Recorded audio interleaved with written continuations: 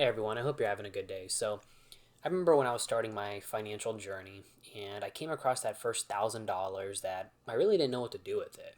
I was kind of all over the place financially, but I knew I had $1,000 to kind of spend or throw around and save. And I'm like, I don't know what to do with this. So, the first thing I did, right, is I go on YouTube and I start watching all these videos of what I would do with my first 1,000, what would I do with my first 10,000, and you see people giving these kind of concrete answers. But in reality, right, let's just say you got $1,000, whether it's from a tax return or you saved it or you have a little side hustle, right? You might be thinking to yourself, okay, well, what do I do with it, right? And the truth is, I mean, it really depends on where you're at financially. There's no right or wrong answer. But I kind of thought about a blueprint, right, of how I would spend that $1,000 again, or how I would personally invest that $1,000 at different stages of my financial journey and your financial journey. So I sat down, I thought about four different stages that come to mind in the financial journey. And while you're listening to this, you might be able to place yourself in one of these stages and think, hey, that sounds like me. And maybe this video will help you kind of understand what to do with that $1,000. So this isn't financial advice, but I think it's a good way to kind of get a grasp and think, okay, this is giving me a different idea. So let's start with stage one, right? So stage one would be like the starting from zero phase, right? So this would be, the person that has no savings, no investments, and probably some credit card debt or some high interest debt, right? We've all been there. You might be there yourself now. I was there once before. And there's kind of two routes that you could go, right? You go the first route. So the first route would be keeping it simple and starting an emergency fund. So everyone needs an emergency fund at some point in their life, especially if you want to start to prosper financially. So you could take the first 500 of this 1,000 or the full 1,000 of the 1,000, and before investing any money or before paying off debt, stash that money in a high yield savings account.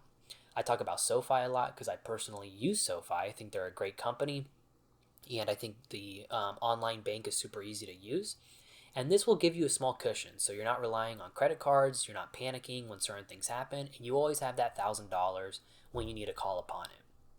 Now, route two would be kind of the more aggressive person. So let's say you have no savings, you have no investments, but you have that high interest credit card debt. Step two, or phase two, would be going all in and being aggressive on paying off that credit card debt. Now, the reason why this is important is because nowadays credit cards have crazy, crazy percents of interest, right? I know, for example, my Wells Fargo card I think has 24% interest, right? Now, the reason your $1,000 would be better off towards that is because, let's say you invest your $1,000 in the stock market.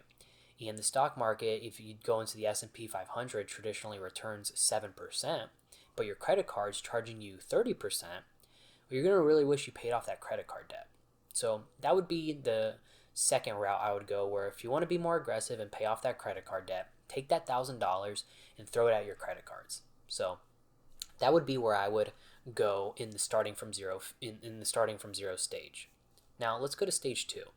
Stage two would be you're stable, but you also have no debt, right? So let's say you have a small emergency fund. This might be most of you out there, right? You have a small emergency fund, right? Maybe a couple hundred or $1,000. You have no high interest debt like credit cards, or maybe you have like $100 or $200 on your credit cards, whatever it might be. Here's where I'd start investing my money. Option one, and the most popular option in my opinion, is going to be your Roth IRA. Now, the reason I would say your Roth IRA is option one is because obviously it's a tax advantage account, which means you don't get taxed on the growth of your money. So I would take that $1,000 and I'd put it in here, and I would invest it in something like VU, which is a low cost S&P 500 ETF. So by investing in VU, you're going to get diversity to multiple different companies, but you're also going to lower your risk a lot. So you're not going to be at risk of losing that $1,000. Now, the only trick with something like this is you got to be aware that when you put this money in your Roth IRA, you really don't want to touch it. You want that money to grow for long periods of times, and you don't want to put that $1,000 in and then take $50 out a week, because that kind of defeats the purpose. So that's why this falls into stage two of being stable but having no debt, to where you can kind of put that money in there, but you don't need to call on it right away. Now, route two, if you didn't want to do a Roth IRA, would be starting a brokerage account. Now, a brokerage account is, basically it's an investment account, it's not tax advantaged the same as the Roth IRA, and that's why I would only go with this route if you already have a Roth IRA. Roth IRA would be my first recommendation, and if you already have that up and going, and let's say you're planning to max it out, but you also have $1,000 to invest, since you're going to max it out, you could open that brokerage account. And this you could also invest, and since you're stable, but you're not doing the best for yourself, I would still stick with index funds like VU, right? To keep the risk low, because once again, you're stable. You're not ready to blow up, but you want to keep everything safe and you don't want to risk too much of your money. So once again, with stage 2, we're investing that money, but we're only investing it in low cost S&P 500 index funds. We're not going crazy. We're not investing into crypto, or we're not investing into individual stocks. We're keeping it nice and simple. Now, with stage 3, that would be you're ready to grow your wealth. So this would be if you have an emergency fund, you have no debt, and you're already investing a little into your Roth IRA. Here's what I would do with that $1,000. I would either A, diversify, but now you can mix it between growth and safety. So for example, that S&P 500, that's going to be your safety investment. It's not going to grow the craziest. You're not going to 10x your money, but you lower a lot of the risk. But instead of putting all that $1,000 in there, because now you're ready to grow your wealth, you have that emergency fund, you can afford to potentially lose $200 to $300. You can take that $200 to $300 and you can go invest in a company you like. Let's say you like Amazon, right? You can take that $200 to $300, go throw it in Amazon. Or let's say you are a big proponent of AI and you want to invest into NVIDIA. Boom, take that $200 to $300, throw it in NVIDIA. Or let's say you like Bitcoin, you believe in Bitcoin, take that $200 to $300, throw it in Bitcoin. Just understand the risk that goes in investing into crypto or singular stocks.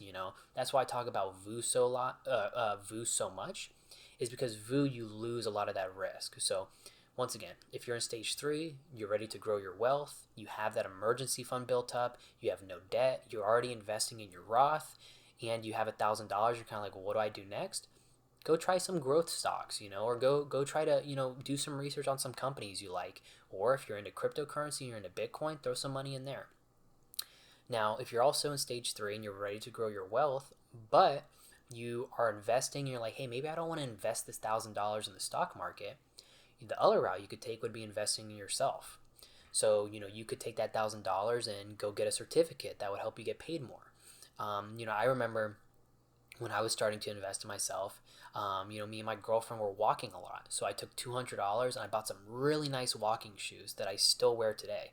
Yeah, that's $200 that I could have invested somewhere, but I invested that $200 in myself because I knew by getting nice walking shoes, it would promote me to walk more, my feet wouldn't hurt, and that's investing in yourself. So, route 1, diversify your money, take that $1,000, keep it in growth, and maybe also have some safety investments like VU, and throw the other half in growth or invest in yourself. Now, the last stage would be stage 4. This would be if you're killing it, right? This would be you're ahead of the curve, right? So let's say your net worth's growing. You're maxing out your Roth IRA. You potentially have a brokerage account. You already have some diversity. Here's how I use that $1,000 as some more fuel.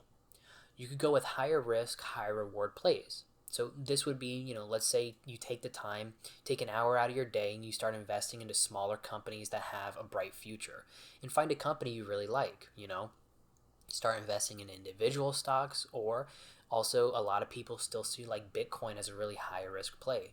Do some, research on Bitcoin and see if that's something you'd want to get into, right? Or the other route you could go would be taking that $1,000 and throwing it at low interest debt. So what that would be like a mortgage payment or an auto loan where, your interest rate might only be 2 to 10%. And that $1,000 is going to help you pay down that principal to get you towards that financial freedom. The last thing you could do in this stage, and this would be if you're, really up there in your financial freedom and you've hit a lot of your personal goals and you really don't need that $1,000, would be paying that money forward. You hear Dave Ramsey talk about this a lot. I think that's the 7th baby step. is being able to help those in need, help family members, help people in your local community, help people around you. If you know that just $1,000 can make the difference in their world, and obviously that they would use it responsibly, that could be the last thing you do in this stage with that $1,000. And that one's not talked about enough, in my opinion. I wish I was at the point financially where I could help people around me and I could support my community or whatever you might believe in. That's up to your discretion to figure out. So that's what I would be. That's what I would do with that $1,000 throughout all four stages, depending on where I'm at. Where you're at financially. And kind of like I said in the beginning of the video, the goal is not to copy me. It's just to take action based on your situation and, whether you're saving your first $100 or you're saving your first 1,000 or your first 10,000. It's trying to find, some guidance, I guess you could say. And this is financial advice, but I've lived through this and I'm still, trying to work through these steps personally myself. And, I want to use this as a good guide to kind of think about, where I could really put that $1,000. So if you guys enjoyed this video, give it a thumbs up. Let me know what you guys are thinking about when it comes to investing $1,000 personally. Whether you have $1,000, you're trying to get there, and what have you done with it. So thank you guys for watching, and I hope you have a good day.